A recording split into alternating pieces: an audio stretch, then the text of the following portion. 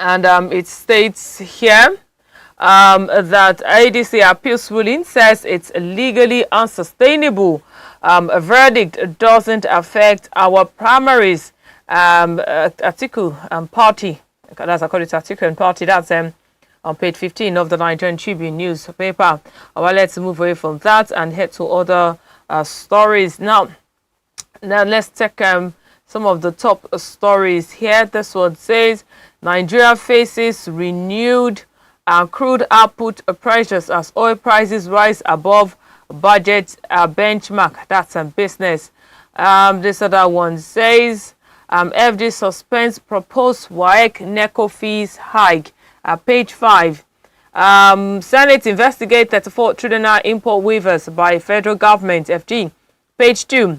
To help Martha, staying fit may help you stay calm under stress. That's according to a study. I would, of course, implore Nigerians to go look up the article, and from the Nigerian Tribune newspaper. Page 2 has the details. All right, from the front page there you see pictures of from the left you see the Oyo State Governor Seyi Makinde, and of course you see the children who you see, of course, the principal as well, Mrs. Alamu, and other dignitaries there. The pictures on the front page of the Nigerian Tribune newspaper. All right, which states here, let's go below the masthead. Oriwe principal recounts ordeal. All right, page 3 has more on that headline. GOC gives a blow-by-blow accounts of rescue operation. Page 3, if you're interested in the revelation of how the Oyo pupils and teachers were rescued, the details of how the operation went, it's inside the Nigerian Tribune newspaper, and page 3 has that covered. All right, so let's move away from the Nigerian Tribune newspaper and head to other stories. Okay, let's see the Nation newspaper. Let's go to the Nation newspaper. The Nation newspaper is up next. Now, from the Nation newspaper, we have this story. The major story say principal kidnappers beat up pupils, chained teachers. Quite a harrowing, heartbreaking experience for these abductees. All right, let's see if we can just take a pinch of that story, but it came with riders. It says how the operation went by GOC. Makinde seeks a probe. The gory details of how the rescued Oriwe school abduction victims spent 56 days in kidnappers' captivity were reviewed yesterday. The accounts were given at the Oyo State Government Secretariat, where the pupils and teachers were handed over to Governor Seyi Makinde by the General Officer Commanding GOC 2 Division, a Nigerian Army Major General Chinedu Nnebeifa in Ibadan. The principal of community, the principal of community school, Ahoro Dada, Mrs. Rachel Alamu, recounted how the pupils were repeatedly beaten by the abductors and how the male teachers had their legs chained. The male teachers were also blindfolded for most of the period. Makinde, who promised full support for the pupils and teachers, listed the names of the 8 people who died during the abduction and rescue operation. All right, for more on that story, the Nation newspaper captured principal kidnappers beat up pupils, chained teachers. Like I said, it's quite a harrowing and, of course, a gory one. But we are grateful to God that they are back. It says, I wept at Buhari's bedside in his last moment. All right, that's a statement made by the Vice President Kashim Shettima. Page 1 has the details. A discourse, a kick against NERC's CapEx account order. Page 7 has that business report. All right, court rejects Showore's request for long adjournment. Page 8, OPEC predicts positive economic outlook for Nigeria. Page 2. All right, it's nice to just fill in on some good news, on some cheering reports from the papers. All right, that's an interesting one. So let's move away from that story and check other reports. To this other story here, it says appeal court to INEC don't recognize ADC congresses by Mark-led NWC, and it came with riders. It says party heads for Supreme Court judgment won't affect my candidacy, and that's according to Atiku. And a quick peek into the story. Okay. The Court of Appeal in Abuja has affirmed the April 29 judgment by Justice Joyce Abdul-Malik at the Congress committees appointed by the David Mark-led caretaker Interim National Working Committee of the African Democratic Congress, ADC. In a split decision of 2-1, the appellate court resolved the two key issues identified for determination against the appellant, the ADC, and proceeded to hold that it is without merit and dismissed the same. Justice Okon Abang and Donatus Okorowo have the major round inside the Nation newspaper. Page 8 has the rest. All right, so let's move away from that story and then check other stories from the Nation newspaper. All right, still with the Nation newspaper, let's quickly go over the headline inside. Xenophobia, last evacuation flight with 315 returnees to arrive Wednesday, that's tomorrow. Zulum, who may not appear in court. Okay, let's see if we can take a quick one into that story. And it came with a rider.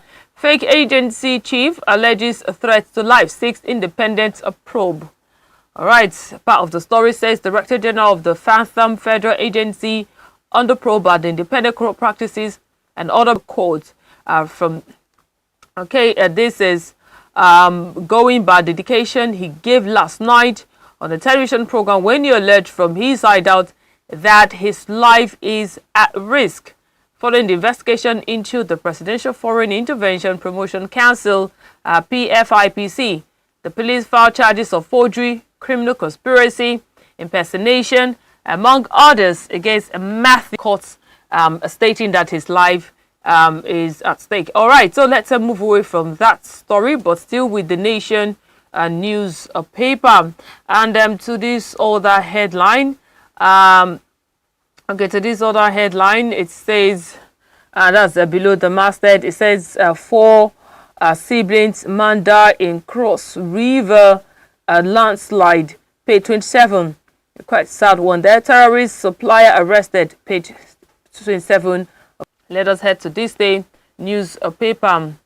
All right, from this day newspaper, from this day, shortly you have that on your screen.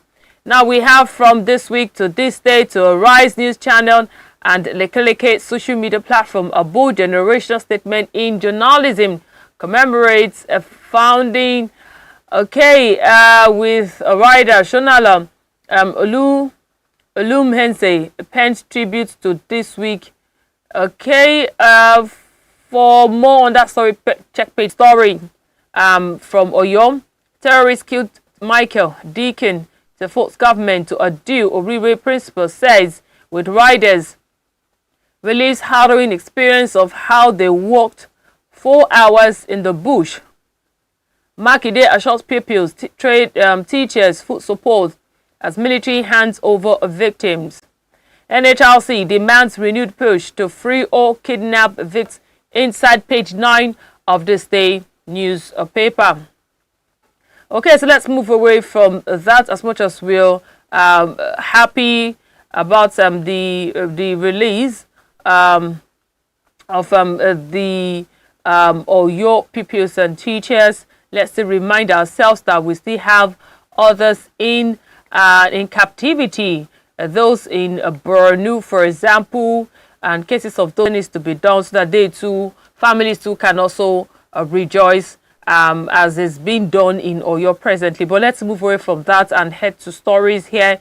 This political report, it says Appeal court affirms ruling barring INEC from recognizing mark-led ADC congresses.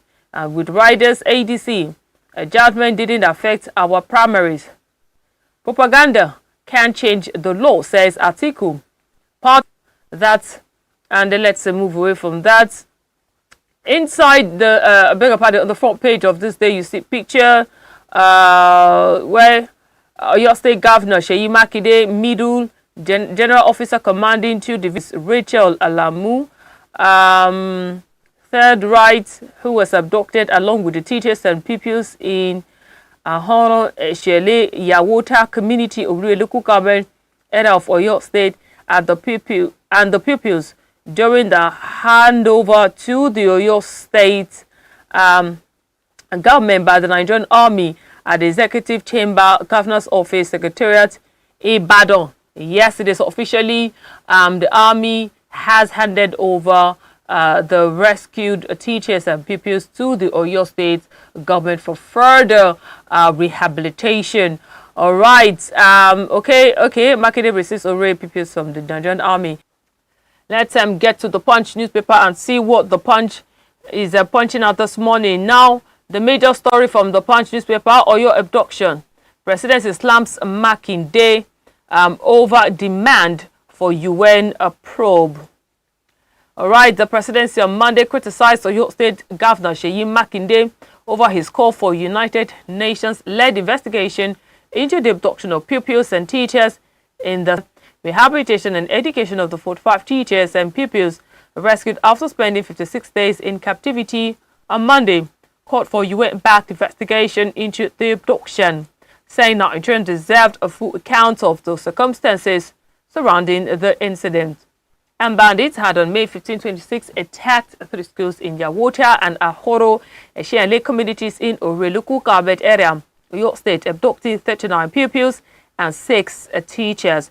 All right, from the Punch newspaper, Makinde playing bizarre politics, weaponizing anything against FG, says presidency. This isn't a politics or abduction, too grave for local probe alone, says Makinde. Bandits killed 2 teachers in captivity, principal reveals. FG handover victims to governor. Well, let's move away from Oyo and to the top head of the Punch. The Punch newspaper. All right, on the top head of the Punch newspaper, article: ADC defend primaries as court voids mark-led congresses. And of course, that's page 12 of the Punch newspaper, from the Punch newspaper. All right, that's quite an interesting story there. But page 29 of the Punch newspaper has the details. All right, to business, Dangote dumps Naira, begins petrol sales in dollars. Page 22. If you want to know the reason, just go look it up from the Punch newspaper. All right, so meaning that Nigerians should start gearing up for, aside even Dangote announcing sale of petrol in dollars. Let's not forget that there's been the war between US and Iran and has reignited. And so Nigerians should brace up for what price hike in petrol prices. But let's hope the government are working modalities in order to ease that burden, so there won't be much pressure or tension on Nigeria, especially with the spate of poverty already in the land. A lot of people are already lamenting about high cost of transportation, prices of goods and commodities, how they've skyrocketed. But like I said, hopefully the government is on top of it in order to ensure that Nigerians are well taken care of. All right, so let's move away from that story, even though it's not quite interesting. Merges cars, strands motorists, page 4 and 5. Oil taps $80 as Trump revives Iran blockade, page 21. Has the rest. And of course, from the front page, you see pictures of the governor and of course the pupils and the teachers and of course other dignitaries, even of course the command the military command representing Oyo. Also, a lot of them, you see, they're almost on all the national dailies this morning. All right, so let's move away from that story and then let's quickly check from the Vanguard. Let's go to the Vanguard news paper. The stories from the Vanguard. The major story there, children were beaten, a teacher chained, says Alamu, that's the principal. With a rider says we were forced to trek through forest at night. They ate cocoyam noodles, drank from a waterfall for 56 days. That's according to victim's relative. Initial operation that led to security agent's death is on a page, is on page 11, and of course check page 10 as well from the Vanguard newspaper. Then, as usual, like I mentioned, this picture of the Governor Seyi Makinde of Oyo State receiving the pupils and teachers from the army. The picture is on all major national stories this morning. All right, so let's check other stories. Let's go to the top head to this business report. Economy exits contraction, but households remain pessimistic. That's according to CBN, page 19. To this political story, Atiku will be excited as FD suspend planned increase in WAEC NECO registration fees. Page 9. Strait of Hormuz, US to reinstate Iran port blockade, imports 20% passage fees. Page 8 has more on that, has the details of that word brief. Disco push bank against NERC's fresh order on revenue utilization. Page 8. All right, away from that, let's go below the masthead. This one says, Appeal Court affirms all the barring INEC for recognizing Marx-led leadership. Page 5. How police uncovered fictitious PFIPC, and that's according to documents with the riders. It says, I borrowed 400 million naira to secure PFIPC appointment. That's according to Adeyemi. All right, page 28 and begins. Physicians warned, page 21. So Nigerians take note of that health update. All right, quickly, let's jump to The Guardian. The Guardian says opposition candidates in turmoil as INEC nomination window closes. Page 6. Senate tightens a grip on MDAs as 34 trillion naira duty waiver probe exposes revenue gaps. That's on page 3.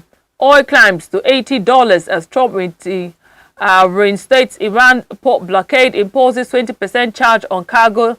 Page 3. Cancer claims over 20. Story. PFIPC is scandal. Adeyemi alleges threat to life, begs Tinubu for independent probe. Page 6. Ex-Minister Uche Nnaji arraigned, pleads not guilty, gets 20 million naira bill. Page 5. Discos protest NLC's new CapEx revenue directive. Page 5. Atiku Obi hails suspension of 50,000 naira WAEC NECO fee hike. Page 5. Oriwe Makinde 6 UN Pro. Page 4. Niger Delta stakeholders urge a release of Bayelsa community's 80 billion naira compensation, and that's on page 28 of The Guardian newspaper. And of course, with that story from The Guardian newspaper, we've come to the end. We've come to the end of a newspaper review right here on Early. Good morning.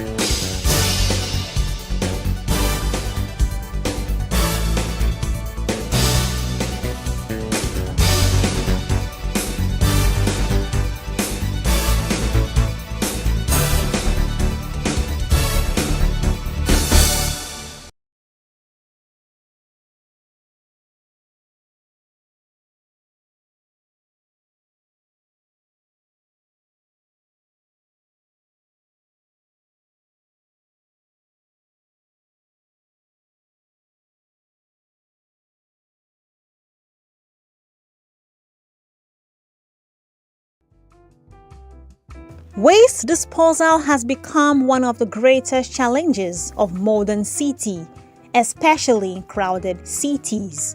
When waste is poorly managed, it pollutes the environment, spreads disease, fuels climate change, and threatens sustainable development. Today, proper waste management is not just a civic duty, It is a public health necessity. Waste comes in many forms. Household waste like food scraps, plastics, and paper. Medical waste such as syringes and used gloves. Industrial waste from factories. Electronic waste like phones, batteries, and computers. And hazardous materials that are toxic or corrosive. Each type requires safe handling and specialized disposal to protect people and the planet. Improperly discarded waste has severe consequences. Open dumps become breeding grounds for pests and diseases. Plastics and other non-biodegradable clog waterways, kills wildlife and pollutes our air. Methane gas from rotten waste adds to global warming, and toxic liquids from landfills seep in. These should be separated at the source into recyclables, organics, and other refuse. Plastics, glass, paper, and metals should be recycled, while organic waste donated government-approved sites, not on our streets, rivers, or empty lots. Community education plays a key role, helping people understand that their daily habits have long-term effects and to follow environmental regulations strictly. But citizens also have power by consuming mindfully, joining cleanup drives, reporting illegal dumping, and supporting recycling initiatives. The proper disposal of waste is not optional. It is a foundation of healthy cities. Industries and governments work together. Waste will no longer be a threat, but a resource managed with purpose and care.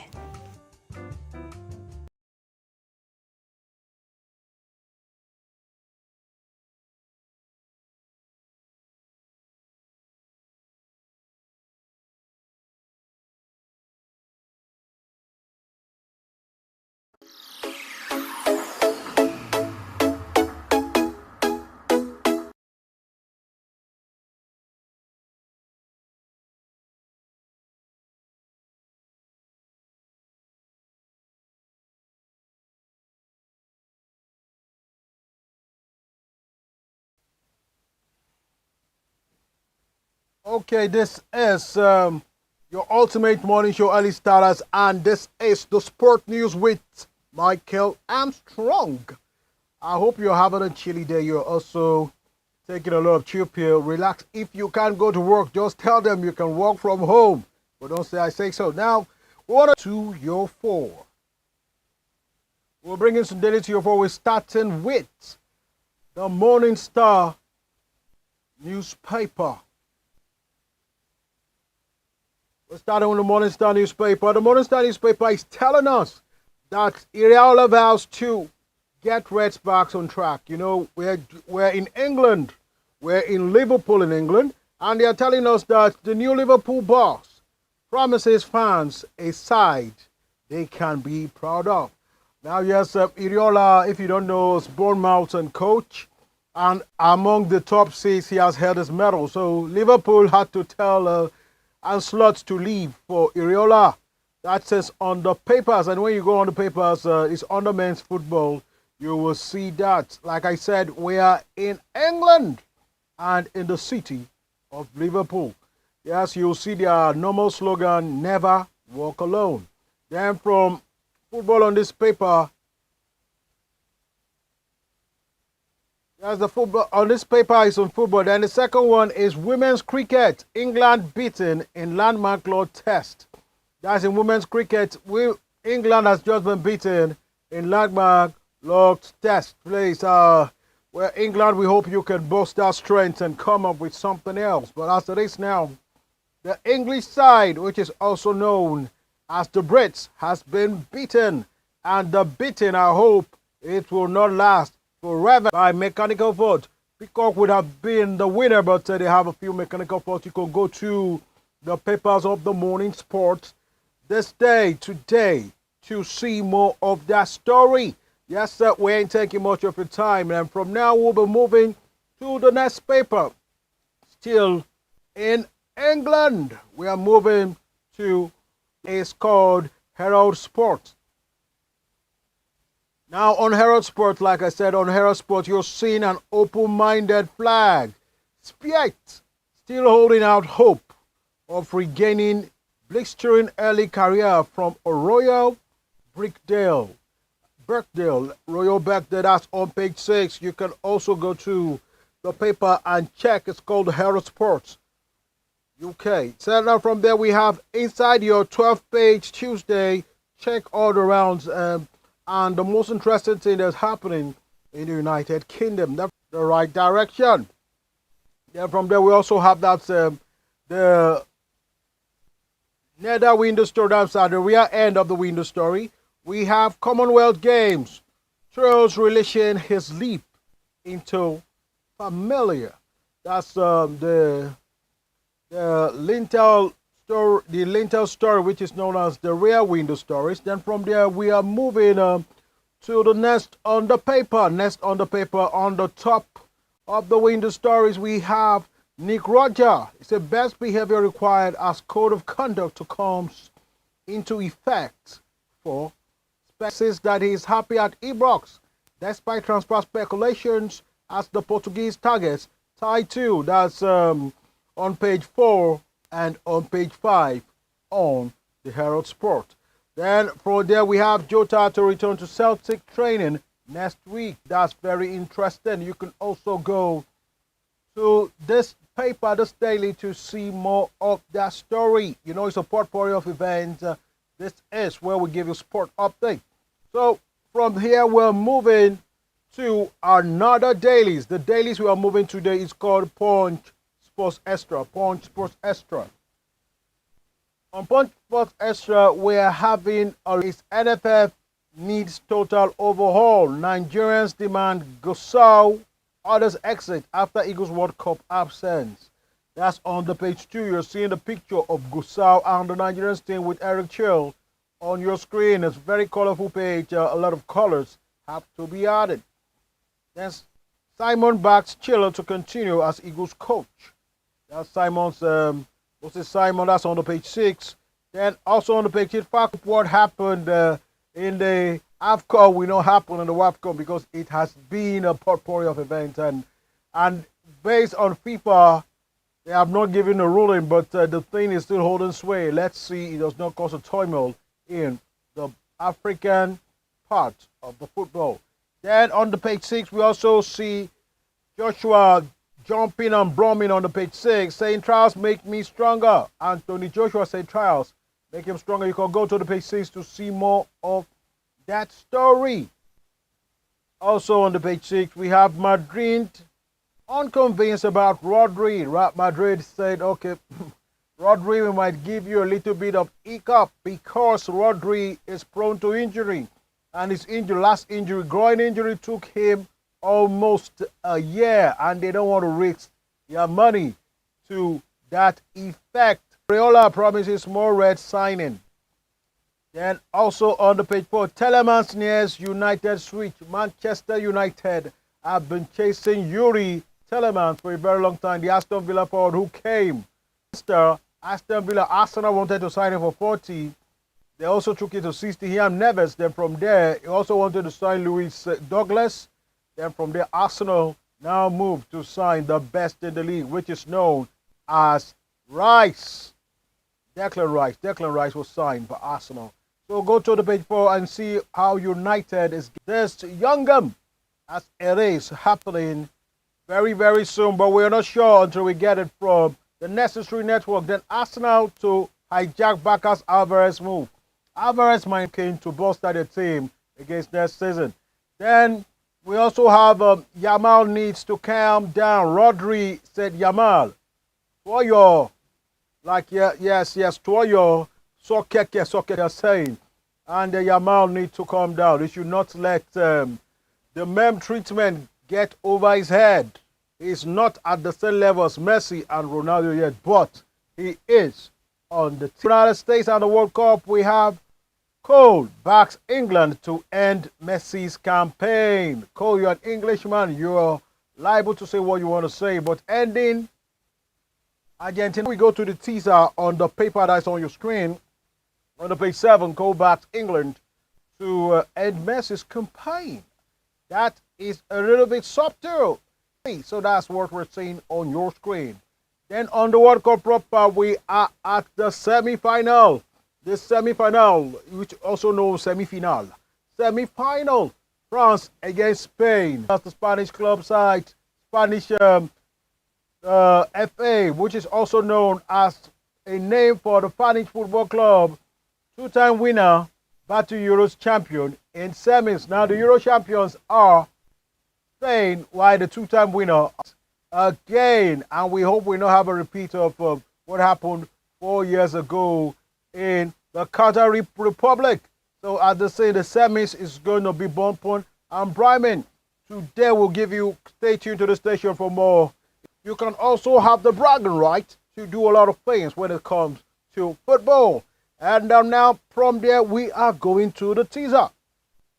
We're going to the teaser. The teaser here said England have scored 13 goals at the 2026 World Cup, with 12 scored by Harry Kane and Jude Bellingham. Marcus Rashford scored the remaining goal. Just 3 players in England have scored. That is the teaser. Now let's see. It's England. That means the average 2 goals per match. Argentina. But that, you know what they say, reward for passion, reward for precision, and reward for planning. That's football. You don't come to a game with the hope of losing. So that will be all as we are wrapping up with the papers this morning. Wrapping up with the papers. It's been a very wonderful time. Yes, sir. The MCR should come back to the studio and we can continue with what we've started. That will be all for the Punch Sports Extra. Go to your Punch Sports Extra daily and see for yourself what is happening.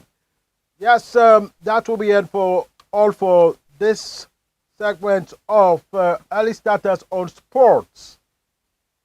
On sports, stay tuned for business news with Precious Olushayo. Go nowhere.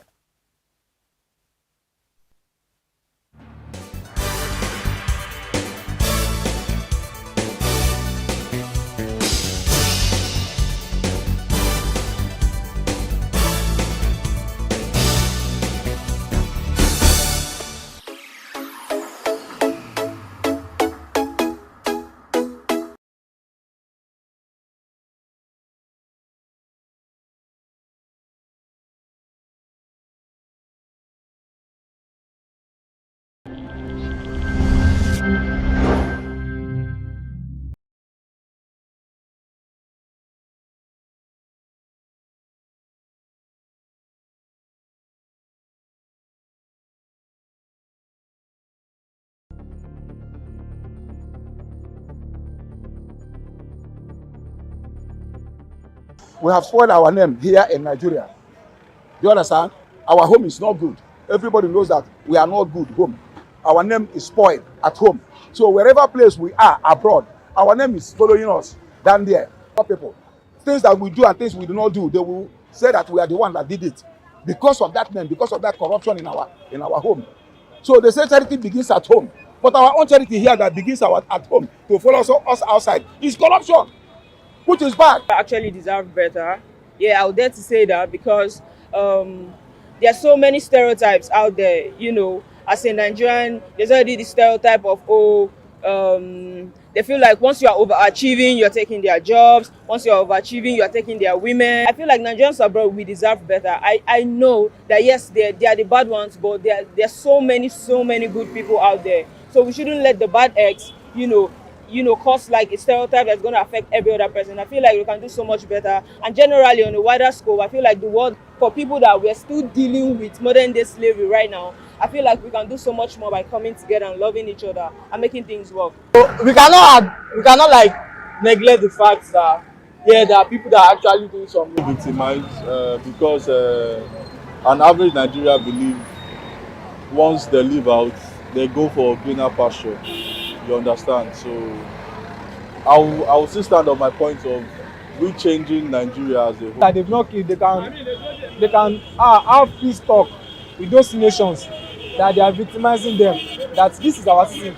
It is Nigeria that we don't take our citizens serious. If it is USA or this Western world that they are victimizing their this thing, look at America now. Look at how they evacuate their citizens out of Iran when they are victimizing them. But it is our own country, Africa, that we leave our citizens there, that will be rotting there. So they can do a lot of things. They can evacuate them. They can also have peace talk with the nation that they are victimizing them.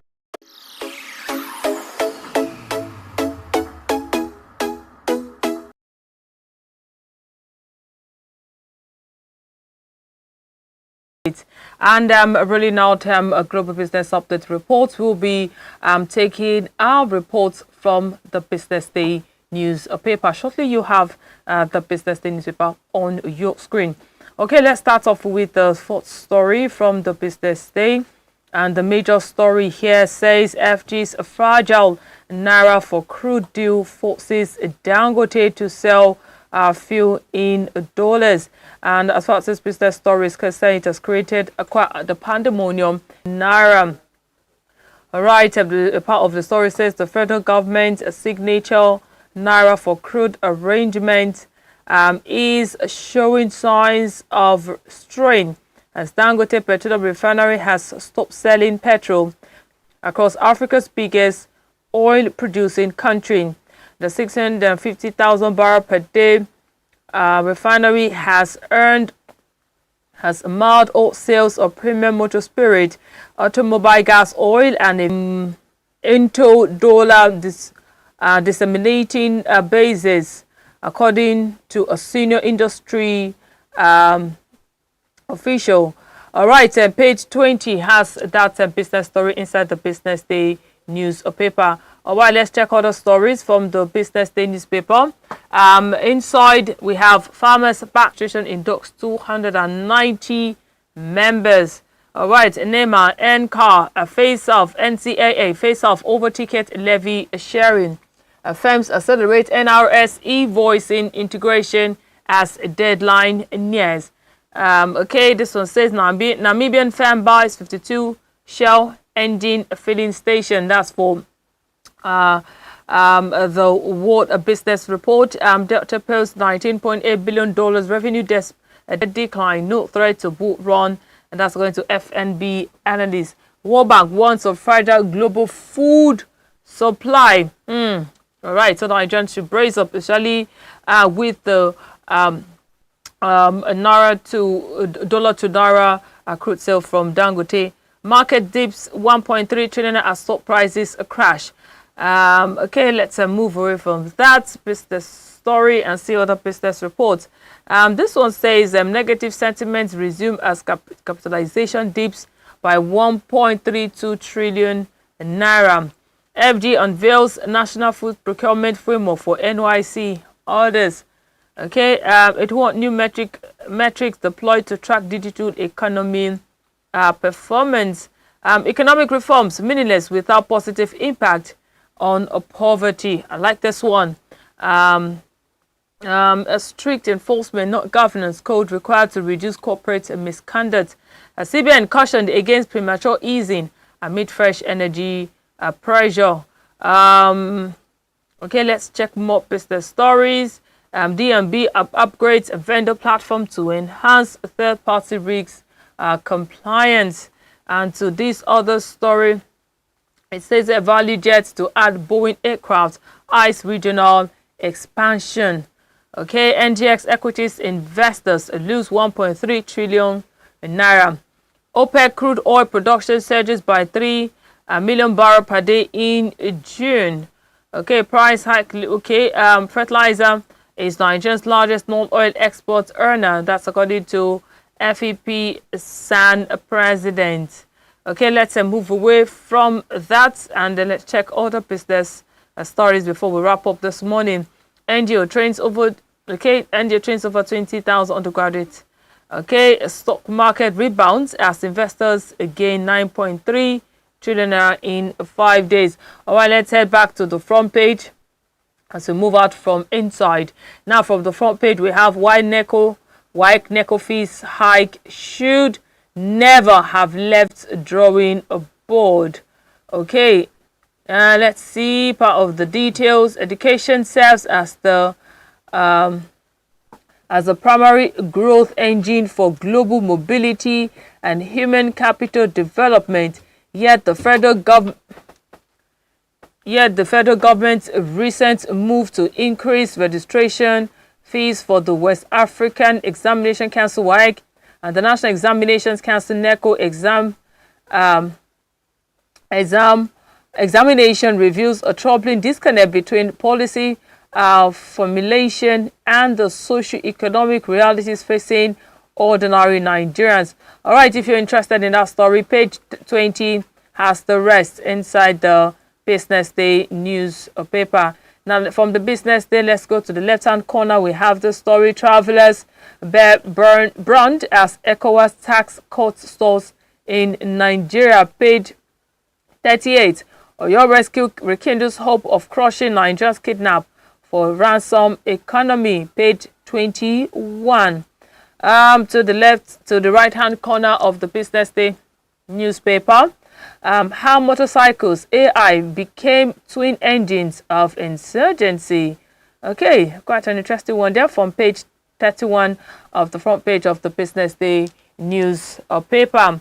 All right, and of course, we have Nigeria's food delivery startups who entered and, of course, who exited and why. If you want to know the who and the why of that business headline, check inside the Business Day newspaper for more on that story. Right, it is on the front page, but just look it up for the details of it. All right, and with that story, we've come to the end of Global Business Reports this Tuesday morning. God willing, we'll be back again tomorrow with fresh business reports. And as usual, it is still early starters, and on the program Early Starters, we're matching into our discussion segment. Of course, we have an interesting discussion for you, our viewers, this morning. We'll be right back. Don't touch, and of course, just keep watching Early Starters. Good morning, Precious Lushayo.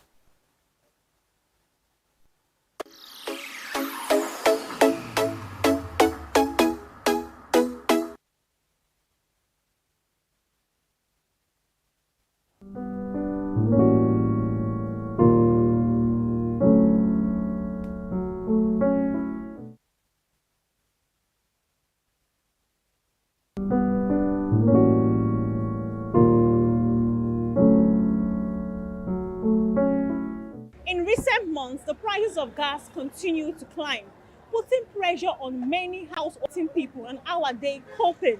What do they think about it, and how do they think it can be tackled? Let's find out from Nigerians. Well, my views concerning the inflation and especially the price of gas, it's a very terrible situation because what Dangote said, they were sabotaging this company. This company cost like $20 billion. Nobody in Nigeria has ever done this. Even Nigerian government cannot operate their own refinery. But Dangote is doing something nice. Now Pengasa wants to spoil everything. I support Dangote 100%. So now we are buying gas for like at least 1.5, 2.5 per kilo, per whatever. So it's terrible. For me, but now getting, like yesterday now, my brother went to buy gas. He spent like 8 hours before he could get, and they only sold 2 kg. So now we use charcoal, and we don't eat like 3 times again. We cook once and then warm the food later. This Nigeria don't tire. Nepa bring light. Shey that one good in Nigeria. E no good, e don tire me o. Make gas slow down. 500, 1,000, 800 naira sef. This Lagos na why e don tire me o. Since few days later now, we are bothering about gas and hungry want to kill me inside. I'm using firewood every day by day. Gas now is almost 1,800, 2,000, 2,050 naira. For what? And we have presidents, we have governor in this country, and we are suffer. Even woman can't cook again, except he's using firewood, and we have gas at home. What is really happening? Please help us to beg our government, our president. Actually, we always buy like 800, 1,000, 1,2. So presently we are like 2,000 naira. Please, if it is possible, they should just help us to find something to do to it. Because before, people always using firewood, all this charcoal. Now they thought gas will be easier, so we rush into gas. Now we don't even know what to do. Why is it 2,000 naira? Because it's not everybody that can even afford that 2,000 naira of 18 of that is 1 kg 2,000 naira. Please, it is much. We should just help us to do something to it, to make it easier for us, because we are complaining everything. Nigeria government, is it government or we that we are doing it? We don't know.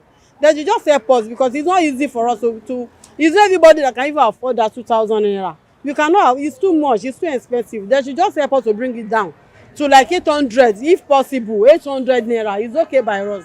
I will be glad if government can help us to do it.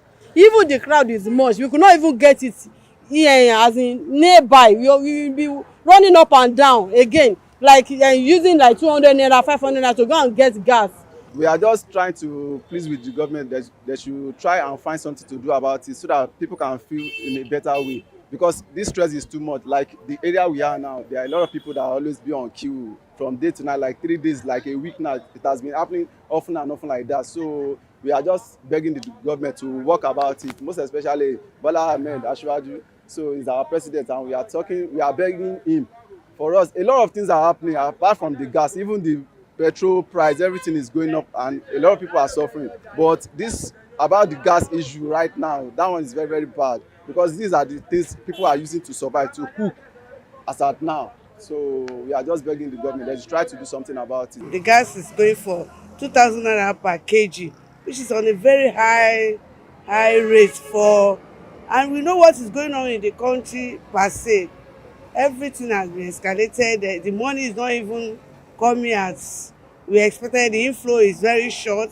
People are struggling to live, to survive, and now coupled with the escalation in the price of gas, it's really a lot. It's telling a lot on the citizens of this country, and I don't know. I think the government should come and address this situation. Something concerning scarcity of gas in the country. Really, we should know where the source of the gas is from. We don't need to even lack, or we don't need to suffer, because right away from the source in Port Harcourt, in Warri, in even where it originated, that is Solo Ibiri. From there, they were burning gas off. Not it's just of recent that they want to get technology of trapping this gas for sales, like the recent station, just 1,050 naira or 1,100. But you believe that today this morning I bought it 1,005. Why? Just because of union, Nopeg and Pegasus, they are fighting Dangote. Why? You know the time they have established petroleum, NNPC, in this country since 1956. Since 1956, that has been in existence. And we don't need to suffer this, either petrol or kerosene or anything that relating to oil. The needs of our politicians.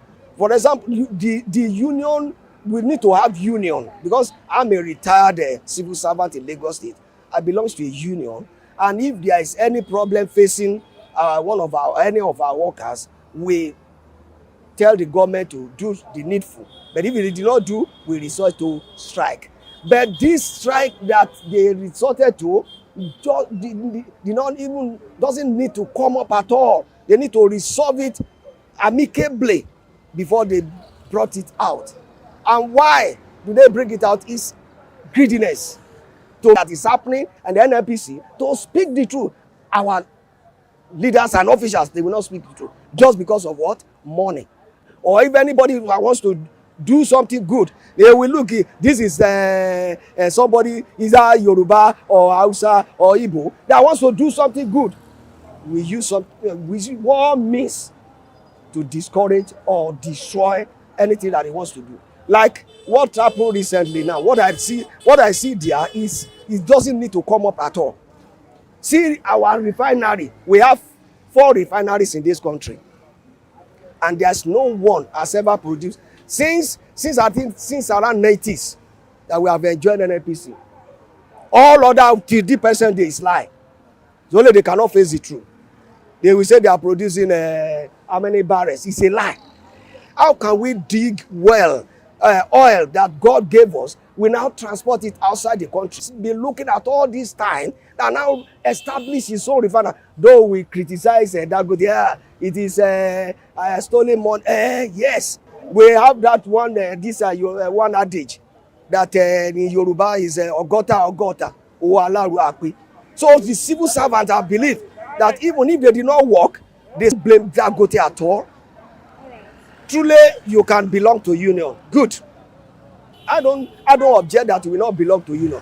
But workers of Dangote, it doesn't need we don't need all this that's happening to us.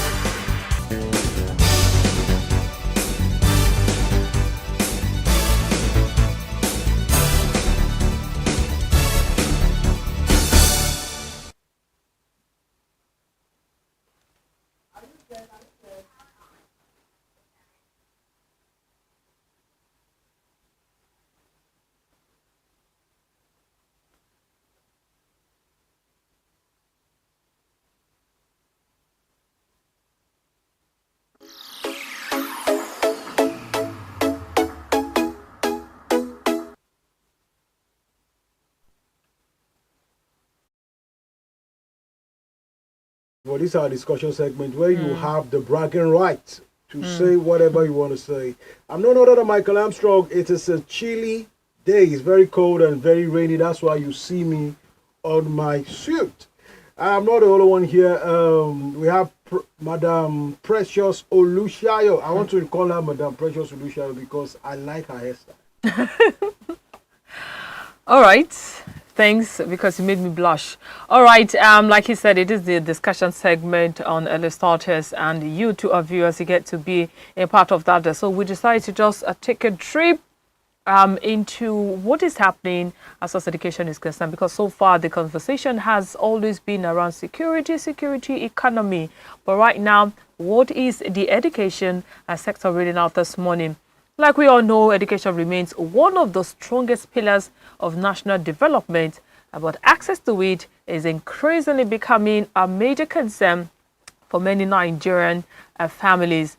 As of course, the recent decision by the federal government to increase the registration fees of WAEC and NECO examinations has of course sparked widespread public outrage, and of course with parents, we've got guardians, even students, education advocates, and even other stakeholders warning that the move would place an unbearable financial of households. Well, critics have even argued that the fee hike could even force many eligible candidates, particularly those from low-income families, to abandon their dream of completing secondary education, now thereby worsening Nigerians' already alarming out of school children a crisis, which of course we know Nigeria is faced with currently. Now, following sustained public pressure and concerns over the affordability of the examinations itself, now the government has reconsidered its position and backed down from the proposed increase. And of course, many people say this development itself has raised important questions about opportunities. And of course, we'll be looking at certain areas like should even national examination fees itself reflect rising operational costs? Should government itself absorb more of the burden to protect vulnerable students at this period? Us learn from public reactions and what sustainable measures can prevent a similar controversy in the future. So these are most of the critical issues that will shape this morning, that we'll be looking at this morning, because if you have to look at it, aside even the policy which was adjusted recently, it is more like exam fee. Initially, the fee was 20,000 plus or thereabouts, but was increased to 50,000 naira. And like I mentioned, aside even parents lamenting students from the presidential candidate for the NDC, we also have the presidential candidate for the ADC as well, and that's Peter Obi and Mr. And Alhaji Atiku respectively, coming out, of course, to call the dropping out. And if you're looking at the rate of out of school children, a lot of them have attributed it to the rising case of poverty. And of course, for government to come out with this kind of policy is a timely discussion, because we'll be having our analysts who will give us a detailed explanation, will of course enumerate, and that's why we talked about the importance of the National Orientation Agency, NOA. This is the era, this is the angle they need to come up, because once a policy is being introduced to the public, first of all, we need the NOA to come and do a breakdown. Once they do a thorough breakdown, so that Nigerians can grasp, can really understand the intention of the government, because right now a lot of people do not know what the intent of the government is. But at least from the report so far, they've given details, they've given specific reasons for the increase. But anyways, we'll be bringing our guests. But first of all, Michael, let's have you. Okay.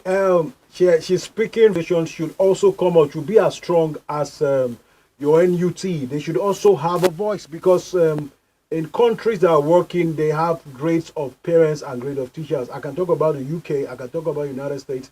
Even Turkey, they have parents grade who come to discuss these things, because it is directly affecting their purse. Now, this is not about poverty, it's about human index. How effective is the human index when it comes to policies as this? And based on this, we know you're watering yourself and preparing yourself to chime in the discussion. But before we bring you the discussion, let's go for a short break, and when we'll come back, the discussion proper will start. Stay tuned.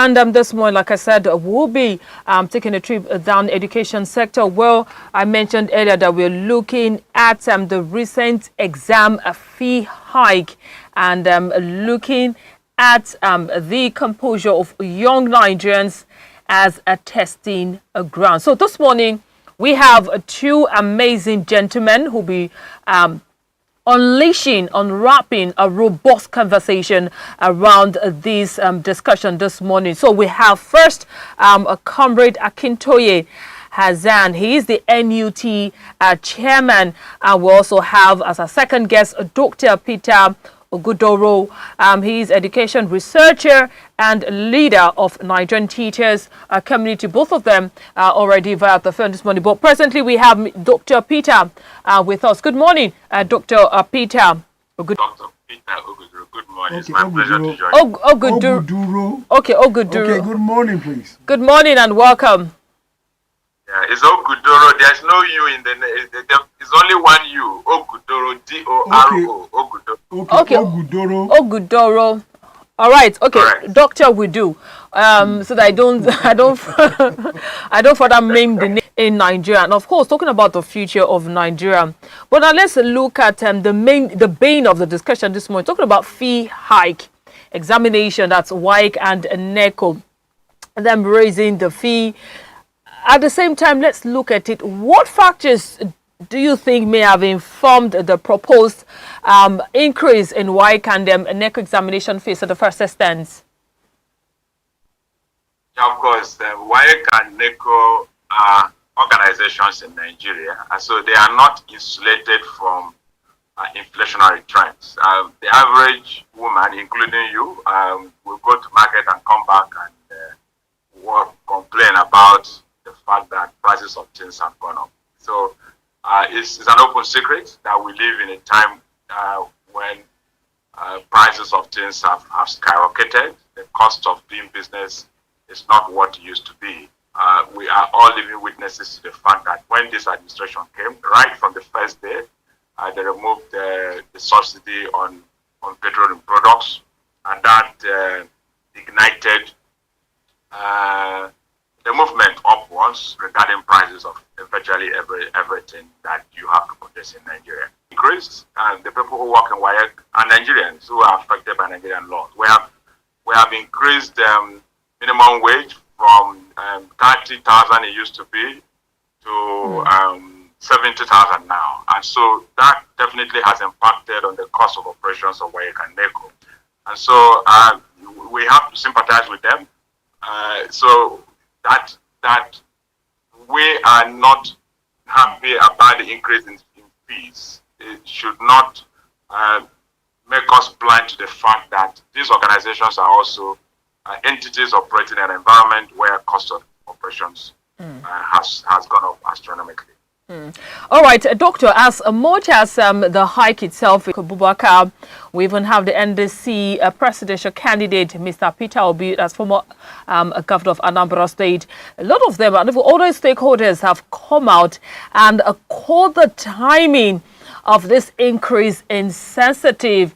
And let's not forget that yesterday, even the government itself has backtracked on that decision. But if you have to look at it, should citizens prepare is presently the poverty level and the out of school issue that we're still faced with, we're trying to sort out? Well, we live in a very interesting country. That the money that the government is making through the removal of oil subsidy should be used to fund agencies like WAEC, NECO, JAM, and everything that has to do with education. As a matter of fact, I was thinking that with the removal of oil subsidy, the money we make from the savings would enable us to actually make education free, especially at the primary. Body would, at this point in time, be contemplating the increase in the fees of candidates who write exams. As a matter of fact, we know that in many parts of our country, especially in the northeast and northwest, we are dealing with regions where education is presented as scam, education is presented as unnecessary, education is presented as if we hear all the time about Boko Haram, which I think translates to education is evil.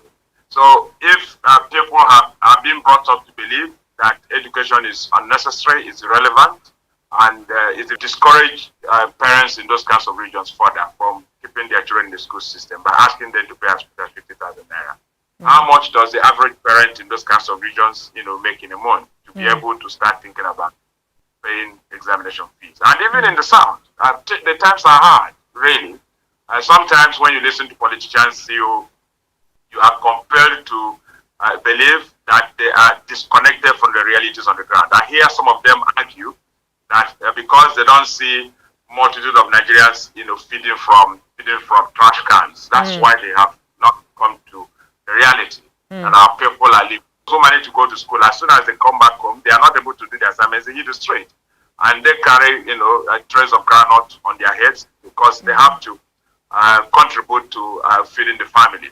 And so, this definitely is a wrong time to start thinking about increasing the price that the cost that is involved in getting children to write WAEC exams.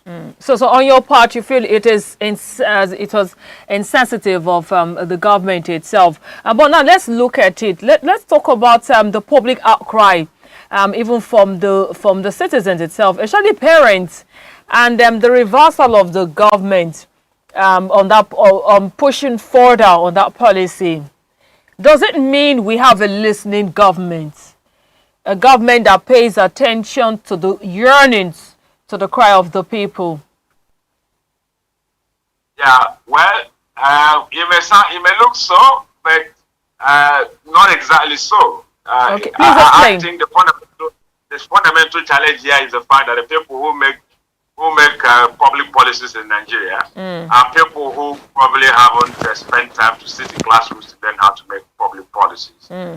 So if you want to increase the costs of writing exams in Nigeria, you should know that that's an ecosystem. There is an education ecosystem, and there are stakeholders in that ecosystem.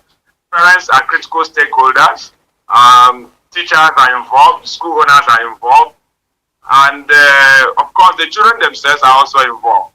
Most of the time, we don't consult children, we don't consult their parents. We just sit down in the air-conditioned rooms in Federal Secretariat in Abuja, and we come up with ideas, and we make pronouncements, and we start trying to implement. So when people who make public policies fail to consult stakeholders before they come up with whatever agenda they are pursuing, what you find is that the people who will bear the brunt to wear the shoes and know where the shoes pinch, we complain, and they know that as election is coming, they will be wrong not to pay attention to the outcry coming from parents, because these are the same people who will vote for them during the election. So it's not just about having listening here. It's about the fact that they committed a fundamental error. That is not how new public policies are made. You make policies by ensuring that you take time to consult all stakeholders and get their input into whatever you want to do. That's not what we see in Nigeria. So most of the time you find yourself living in a society where the people who are privileged to hold public offices think that the rest of us do not matter. So they make pronouncements, and in situations where they think they can have their way, especially using security agencies to impose new ideas and policies on us. They go ahead and do those things. But election is coming, and I think they are trying to get more cautious. But doctor, let's look at it. If the government has stuck to their gun, what is the likely event that would have happened? The likely scenario that would have played out in the coming days? Let's not talk about the coming days, because this is meant for exams that will be written in 2027. What you will find is that if parents, one of the things you should expect in the short term may be protests in the streets, and that will compound the security challenges that the government is grappling with. But beyond that, even if nobody protests and we just take it the way we have always taken this as docile citizens, Parents who can't afford it, and most parents will not be able to afford this because Nigerian parents are poor. They are not even able to give food to their children. And you're not asking them to spend as much as 50,000 naira to get them to Doctor. Doctor, please stay with us. We have a We call. have a caller, please. Hello, good morning. Good Hello, morning. Good morning, please. Yeah, good morning. My name is Tonela. Okay, Tariola. Good morning and Where welcome. Are you calling from? Yeah, I'm calling from Army College. Okay. All right, welcome to the program. So let's have you. What's your take? Yeah, my take is this. What is the minimum wage in Nigeria now, presently? 70,000 naira. Okay. If I'm right. 70,000 naira. So how will you expect a man or a family or a parent with 2 or 3 kids to survive, to pay this kind of fees that the government is trying to put forward now? How will you expect? Now, the value of education in Nigeria now has gone down seriously. And with this kind of fees that is going to be put forward to the Lord of the parents, now what do you expect the parents to do? People, see, Nigeria is in a state now, we have to make education attractive to our children for them to go. Honestly, we have to make it attractive with 2 or 3 kids survive. That's the question in my mind. Good morning. Thank you. All right. Thank you so much, Teniola. We are still entertaining more calls. You have the number on your screen. You can call in and share your own opinion with us. All right. Let's head back to Doctor. Please go ahead. Yeah, so when you have heard what that person has said, he's probably a parent, so he wears the shoe and knows where he pinches. Even if he's not a parent, he comes from the family. The policy they were just trying to, romance with is a policy that affects virtually every family. The fertility rate in Nigeria is above 5, meaning that average woman has 5 children. In a place like Katsina is more than 7. So there is hardly any family that doesn't have a child in secondary school and who will eventually, get to the point where this kind of thing will be paid. So what we are saying is that it's very unrealistic. So if you stick to your guns as a government and say this is what you want to do, then parents will be compelled to withdraw their children from school. In fact, they won't even wait till they get to the point where they have to enter for the exam. They will say, well, since we won't be able to afford the exam fee, even if going to school is free, they say we can't afford what will be required to pay at the finish line. So they just ask you to sit at home and join them to say granite in the streets and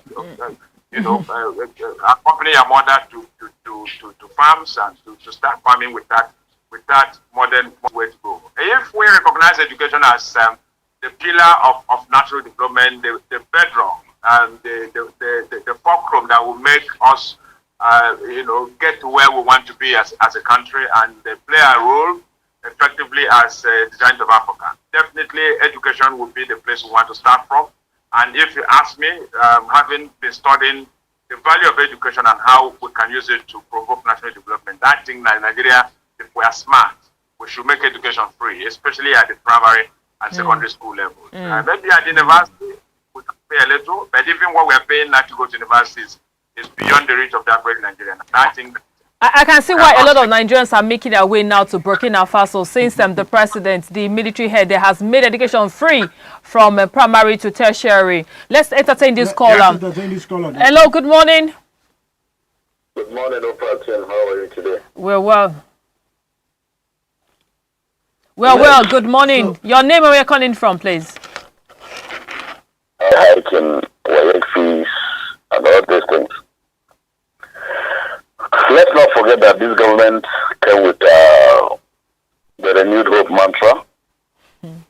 And part of the package in the renewed hope mantra is the issue of for Nigerians, children to be able to access higher education. And then they set up a fund for that. That is to be managed and being managed by NEL Fund. And this fund, of course, has a provision that this country will have enough of that already. And then that means that the poor will be unable to send their children to school. And that inequality gap keeps going in a country that's already having issues. So if you pay 50,000 to take WAEC, if you don't make it, why do I get another 50,000 for you to pay next year? Most parents encourage their children go and get good results at every possible means. And that's where that is even how most of these so-called medical centers came up. We're encouraging parents and students that if you do this one, there is no chance for another one. And I don't think that is good. I mean, what kind of vote are you doing? Good morning, Operatune. God bless Nigeria. All right, thank you so much, Pastor William, for sharing your thoughts with us. And we're still taking more opinions this morning on the program discussion segment on early starters. As of course, if you're just watching us, you just tuned in, we're looking at education, a sector as of course the halted. What would have happened as far as education is concerned in Nigeria and for the average Nigerian out there? We see how with us we still have our guest, a doctor who is via the phone with us this morning, and so far has been doing justice to the discussion about the proposal itself of the hike in the WAEC and NECO field. As much as when you talk about the value of the two examination itself, NECO and WAEC, and the policy has stated that it has to be uniform, but to you, should WAEC and NECO fees be uniform across the country, or should vulnerable students receive targeted support? Well, I have already indicated clearly that given the fact that we have saved a lot of money via the removal of... Are you able to hear?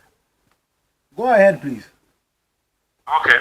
So if I'm sitting at the table where the issue of how to fund WAEC exam is being discussed, I would actually encourage government to pick up the bill for that. Use the money we are saving from removal of oil subsidy to pay for every Nigerian child. Let every Nigerian child have access to education, because it's the government's best interest. And when citizens are educated, they are easier to govern, and the education of bringing out the harmony in society, the procurement of all the great things that all of us are desiring to have. But because these people who run Nigeria currently don't seem to understand this, they think that the only people who deserve to have good life are those people in the Senate, House of Representatives, and probably the so-called executive, members of the executive arm of government. That's why they keep thinking that the rest of us do not deserve the best that life possible. I think that we are looking for plenty of trouble. We are in a country where kidnapping is common. We are in a country where the average young child who hasn't received has gone into Yahoo and of crime. Our children are smoking weed because we are not engaging them productively. And now we are thinking that their parents should pay for education when they can't afford it. As somebody has reminded us on this show, our minimum wage is 70,000. So if you have a family that has 5 children and each of them has to have 2 months' salary, be able to take care only, their children having to write exams. And there are places where you have twins and both of them have to write exam at the same time and things like that. So we are not thinking properly as a government. I think there's a huge challenge with respect to the quality of things we have in the corridors of. All right, Dr. Peter, I'll need you to hold our thoughts while we head straight to Comrade Akintoye Hazan. He is the NET chairman, who is, of course, live. Beg your pardon, it's via the phone this morning. Good morning, Comrade, and welcome. Good morning, Mark. Good morning, our listeners. Yes. Good morning. Good morning, Comrade. All right, so Comrade, let's dive right in because you joined us late. So this morning, we're taking a look at the proposal by the government to increase examination fees, that is a WAEC and NECO, and of course, backtracking on that proposal. Let's have your quick reaction. Thank you very much. I think I have the opportunity of listening to the last speaker. Okay. Your co-guest. I want to look at the issue from the two angles. From the point of the policy maker, how realistic are they? And also from the angle of the citizen, who actually are the recipients. Now, from the policy makers angle, the government, I wouldn't say they are not realistic. Maybe I would have disappointed some of the people listening to me, but maybe by the time I arrive at my conclusion, you all understand. Their decision further justify the reality of situation in our country. That the cost of production has actually increased. That is what this policymaker has come out to justify. The cost of conducting that examination in all ramifications can never remain the same to justify the retainment of the status quo. That is the reality as far as I'm concerned. So they have only come to affirm what the citizen has been complaining about.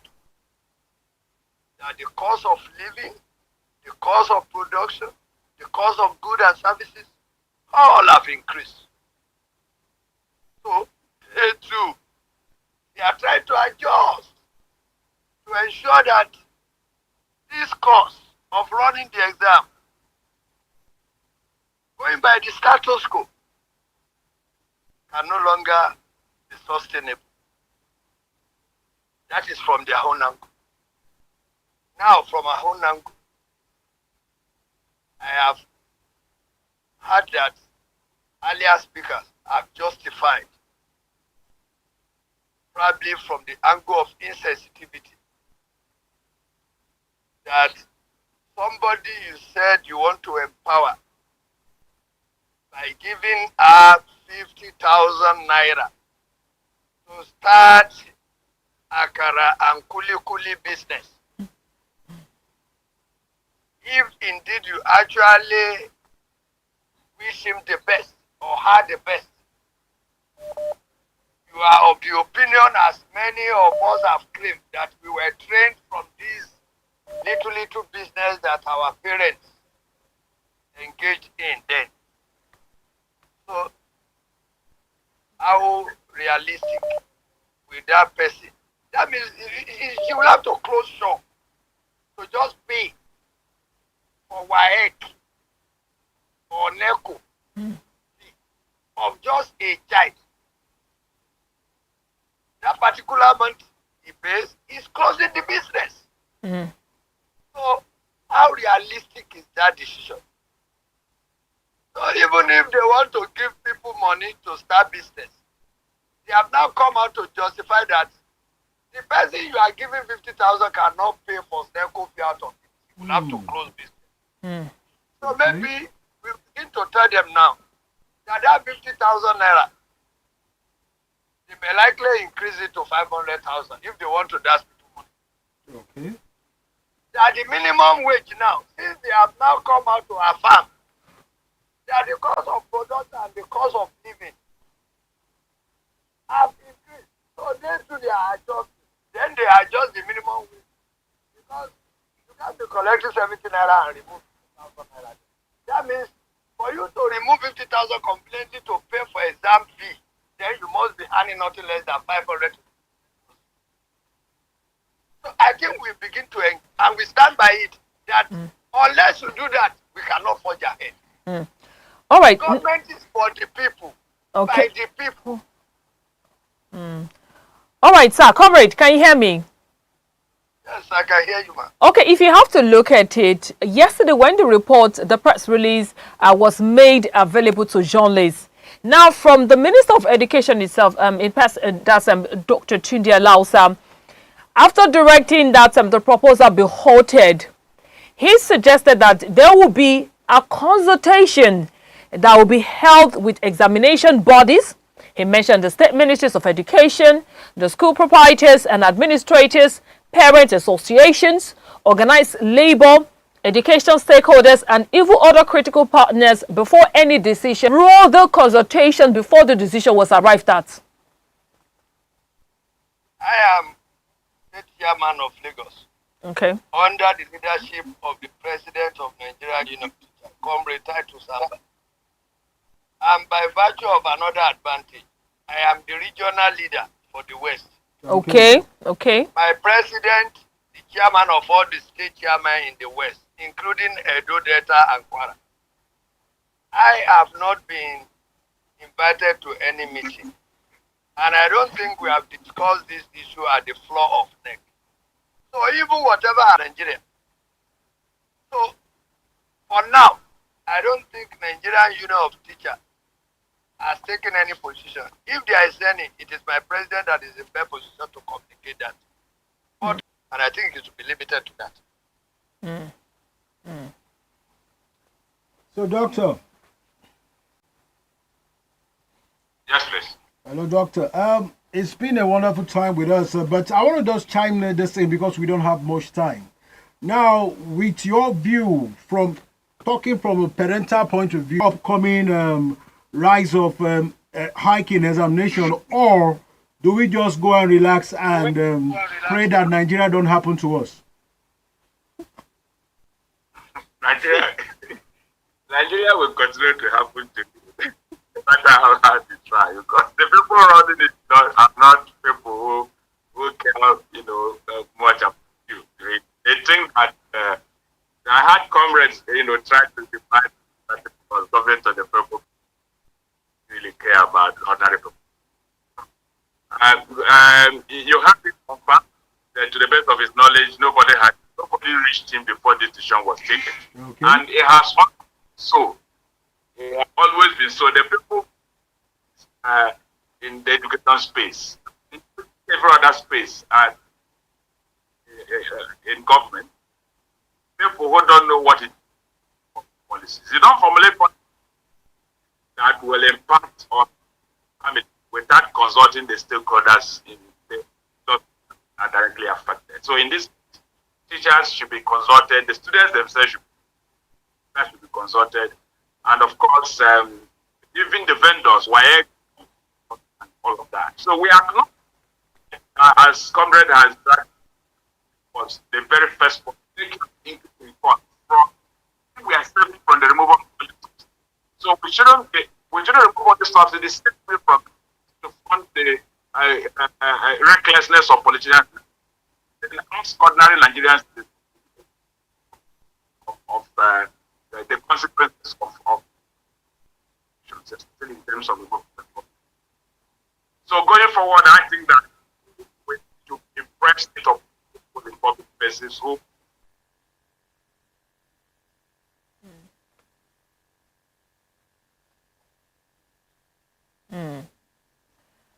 Hello, comrade.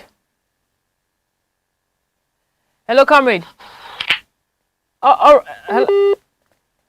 All right, comrade, and of course we need to wrap up because our time is fast spent. But we need to appreciate two gentlemen who, of course, has been able to share in their own brilliant opinion to the discussion this morning. Thank you, Comrade Akintoye Hazan, NET Chairman, and of course our second guest, Dr. Peter Ogudoro.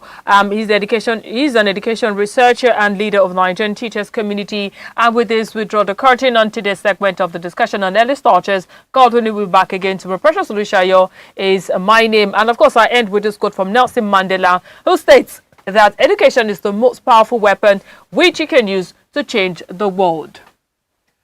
Okay, now this is not a parting shot because you're going to see me soon. It's Michael Armstrong, and it's been a very wonderful time with our guest. And my parting shot is stay tuned for more interesting programs. Thank you.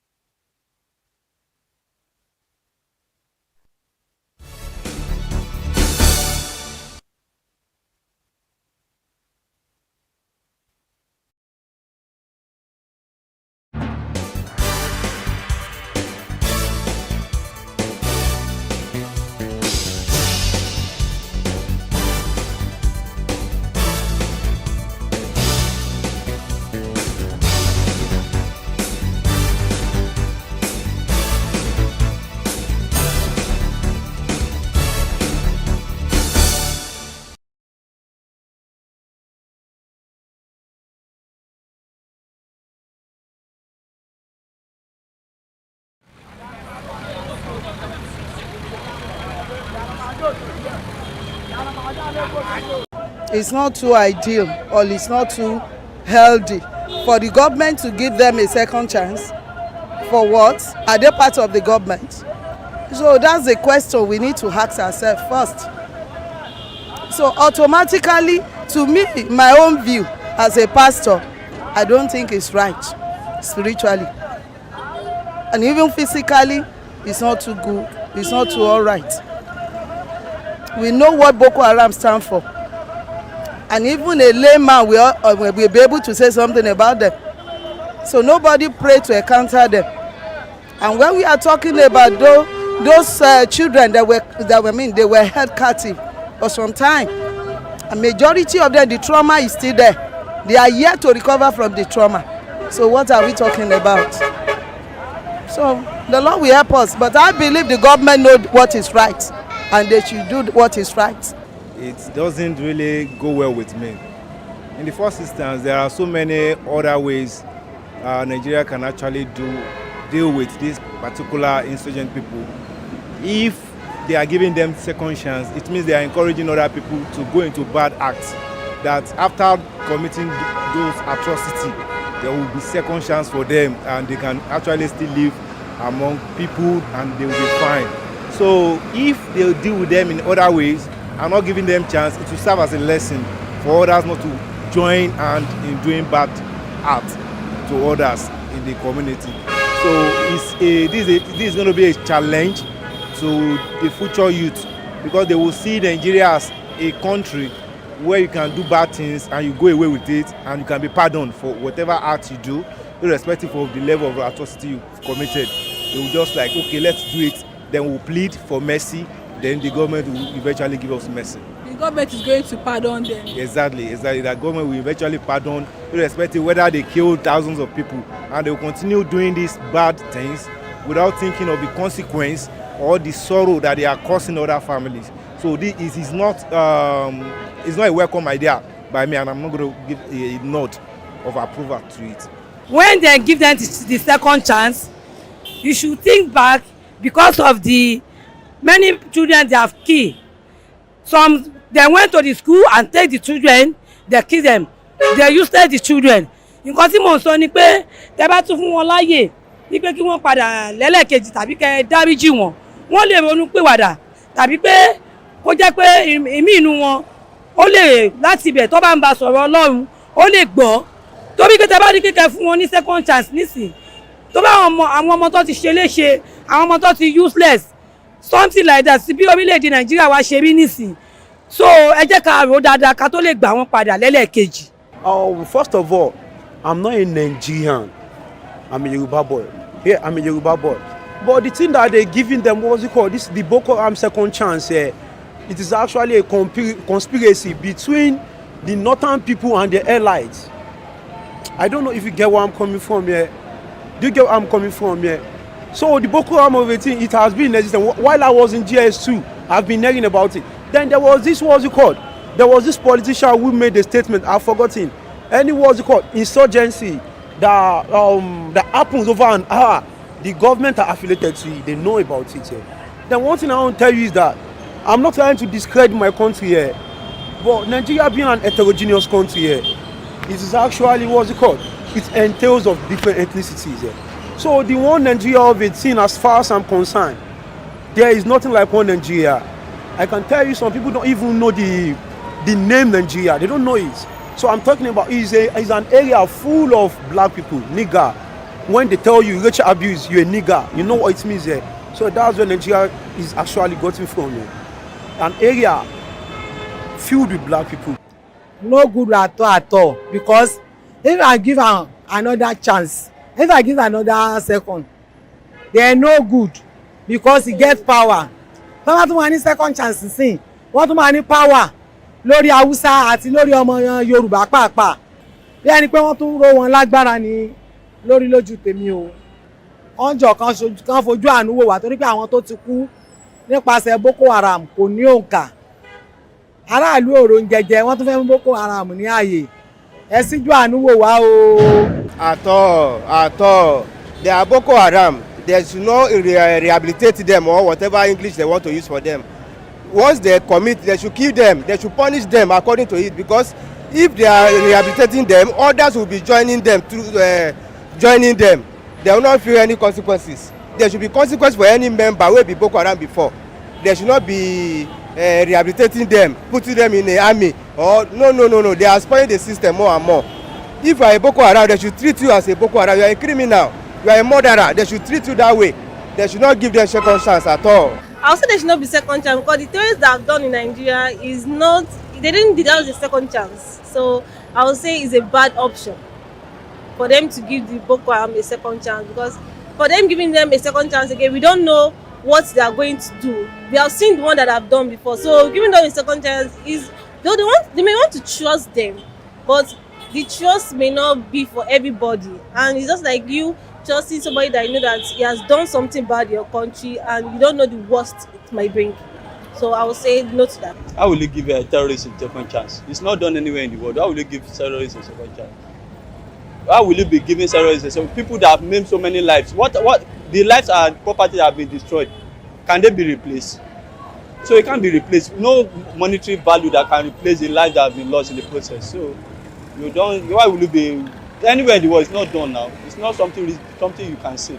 If you are talking about the Niger Delta people and the rest, they are fighting for a just cause. What are you fighting for? You are killing people for no just cause, and you are.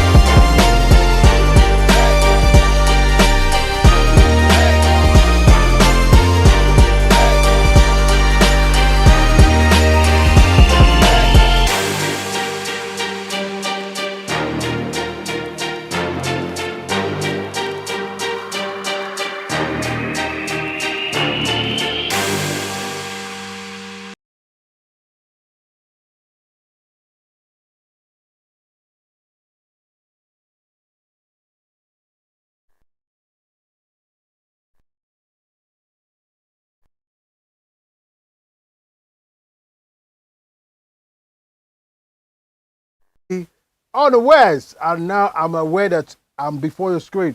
We're going to go straight to the point. We have few minutes, and that few minutes, it is your sports show with Operatune Sport on Operatune Television. Immediately after the starters, it's no new. Now, for those of you at home viewers, it's going to be a potpourri of different events. We want to start with lawn tennis.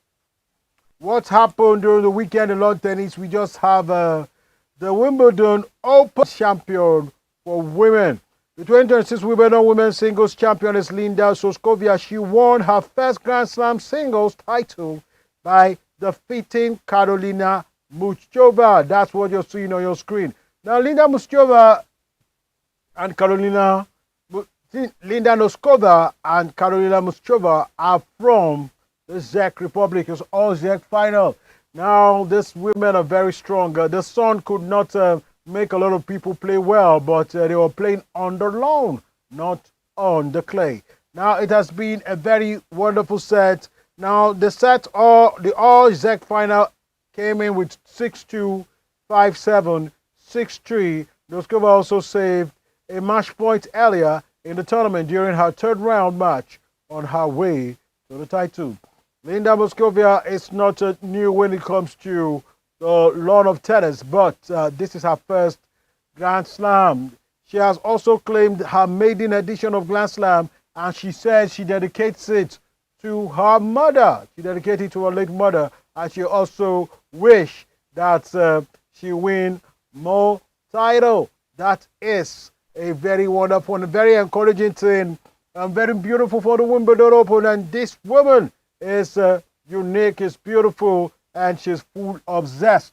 That is what we are expecting from sports, and that's what we're doing with sports. And sport itself is coming up with a very chiming protection, a very high protection in everything they do. And they are also bringing a lot of excitement to the hearts of youth. From lawn of tennis, which is known as lawn tennis, we are going to boxing. And boxing, we're not on other. We're going to boxing. That's just all we'll have for you for lawn tennis. We'll be going to boxing. And boxing, we just find out that there's a lot of expectation in boxing, and you've heard a lot of things. And Usyk said he has led with belts, but the person we're talking about is Anthony Joshua. Anthony Joshua said that he was involved in serious accident, and a lot of people said he should retire, quit. That people died in his front 2025 road accident in Nigeria. He sustained only minor injuries and was discharged from hospital, but two members of his team, Sinagami and Latif Oyedele, died in the crash. Joshua later shared a public tribute and has been recovering, while legal proceedings against the driver has been continued. But Joshua said he's unfazed, that those kind of things make him stronger, and tough time makes me strong. So his next fight will be on the 25th, just barely a week or two from now. He's fighting Christian Pragna. Christian Pragna has 20-1. He has won 20 times and lost one. He won 20 by knockout. So Joshua will be fighting in the Riyadh Stadium in the Riyadh season. Just as you're seeing on your screen, Joshua against Pragna. Now Joshua will be traveling to Saudi Arabia for this big match. And Joshua says he's unfazed, that the tougher the test, the better and brighter his future. That is for boxing. And from boxing, we want to chime in to other part of what is happening on sports. Now, how do we chime into other parts? We just want to finish what we started on some of the dailies we have for you. And those dailies will be coming on your screen. We're starting with what is known as the Morning Star Sport. Morning Star Sport gave us some view about Riola. Let me just tell you about Riola. Yeah, first of all, before I go to Riola, let's go to cricket. The historic first women test of Lords ended 95 minutes into the final day yesterday after England lost 270 runs to India despite stubborn resistance by Sophie Ecclestone. She set an probable victory target of 457 after a superb century to the Yasika Bhatia to become the first female batter on the honors of board of the home of cricket. Charlotte Edwardsworth's England collapsed to 59 for 5 on Sunday night.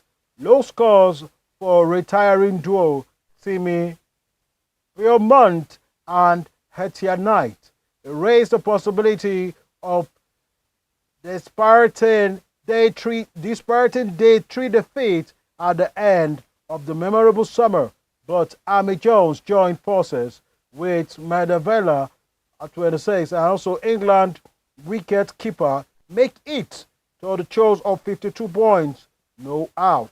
So that is what happened just yesterday when it comes to cricket, and it has been an interesting thing for cricket. And those of you who are lovers of the game, this is just telling you about hopes for Riola. We are now in Liverpool telling you that the new Liverpool boss promises fans to side they can be proud of. He promised fans that he is there to make them a team that they can be proud of. The new Liverpool head coach, his name is Andoni Iraola. He intends to enjoy the magic of the job, but he does not want to change his tactics. The former Bournemouth boss understands the step up from the Cherries to the biggest challenge in football. He said he will bring in what we call scrutiny. He also understands his predecessors' fondness and his predecessors' way of winning and playing in Premiership. However, the 44-year-old said he was planning to stick to the principles of the game and principle and the tradition of Liverpool. For those of you who don't know, most clubs have tradition. Some clubs don't have tradition. They just come in, anything goes. But clubs like Liverpool, Manchester United, Tottenham, Man City, Arsenal, they all have traditions. And those traditions are jealously guided, and this tradition has made them who they are. That's why if you do not give space for progress, you will be booted out. That's just the way things are and the way things is. And as it is now, in a more civilized society, more populous society, a lot of opportunities are given and the standard are maintained. Like they say, if you cannot beat the standard, why don't you maintain the standard? So the standard has been maintained. As Irola said, he's ready to pick up the knot and also give victory to whom victory should be given to. Now, for Pitcock, for the Tour de France, we have the late mechanism issue that cost Tom Pitcock. You are pasting his picture far left. The day of Mathieu van der Poel, he won the stage 9 of the Tour de France with a breakaway, but Pitcock was left unable to change gear and came to a third Van der Poel bit Tobias Jordanham in the 4-up sprint in Oslo. So Pitcock is just telling you that the 225 kilometer from the end of 115 kilometer stage through the massive central, then he has also 30 kilometers in his runaway, and he does not have a picture with that. Now, a lot of you will be wondering, sir, okay, what is he saying? I'm just talking about Tour de France. Tour de France is a bicycle race, and the bicycle race, the guy topping it did not make it. He made it third because they did not change the gear. That's why I do tell you, little things matters. When it is getting to your head, you should make sure that the little things that matter, like integrity, discipline, fixing of small things, should not cost you the big stage. At this stage, it cost Pitcock the big stage. So from number 1, he became number 3 in their own Grand Slam that's all open in Tour de France. From Tour de France, we want to chime into what is happening in the next page. And the next page, opening before us, is we have a Spite still holding out. Hope regarding blistering early career from a Royal Breakdale. That's the next one you'll be seeing on your screen. Then we have Yusuf Chemiti saying that he is happy with Ibrox. He doesn't want to transfer. That's the next thing you'll be seeing on your screen. Then at the back page, we have best behavior required as code of conduct into effect as spectators watch. That is the next thing we'll be seeing on your screen, and it is from what is going on in the world of sports. Then Jota wants to return to Celtic. Jota return to Celtic. Then if you don't know Jota, it is not the late Jota. This one is a player. Jota will return to Lennoxtown and also the Celtic training. The Portuguese attacker has been sidelined for 15 months with an interior crucial ligament injury. Jota has received specialist treatment in the homeland and is due back on the grass at the start of next week. But manager Martin O'Neill is dismissing the attacker from the squad, planning as a new season. He's back with it on Monday. Now, the big question is, why are they going for old coaches like O'Neill? O'Neill has been veteran in different phase of football. Now he's having Jota after 16 months. Said he's still the gaffer. Then finally on the World Cup, the next thing you'll be seeing on is one of the dailies we took. We'll be telling you something that's happening on the face of football, and football it is. Now, it is no news that Nigeria is trying to overhaul their NFF because Gusau has not been able to hold his mettle. Now the big question is it that Gusau was not well paid, or he was just doing what I call the flip-flop of the game? You know, you have the mem right, the bragging right. You also have the right to choose a play. Now, in Europe, America, and the world, that FIFA has advised that football should be given to those who love the game, not just who just see it as a means of exchange, as a financial backdrop, or as a salary earning system, which will be given to those who love the game. That's why Nigeria are trying to overhaul all their team. That's on Punch Sports Extra. We just told you about Punch Sports Extra. Then that's what's happening. Then Eric Sukuchil has been backed to continue by Nigerian players. They say they back him to continue as to play for Nigeria. Then apart from that, we also see that England has 13 goals from all their matches. They played 5 matches. 5 matches, yes, they played 5 matches. They have 13 goals. That's average 2 goals per match. That's average 2 goals per match. Now, the dugout says that they have Jude Bellingham, King Kane, and Rashford. Those are the 3 players who have scored. And Madueke has been a little bit called out that he has been a little bit lacking luster when it comes to attacking. But that is not for sure.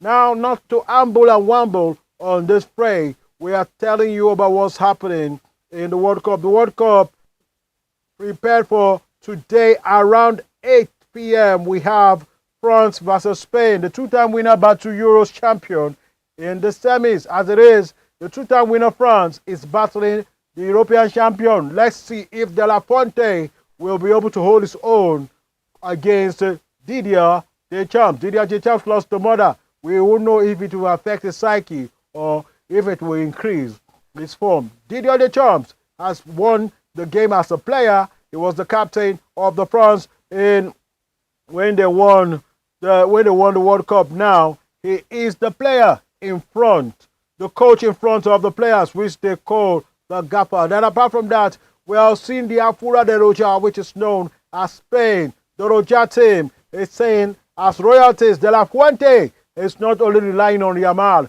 You have Mikel Arrigozabal. Apart from that, you have a lot of people who have scored different goals. They started the World Cup with a draw against Capo Verde.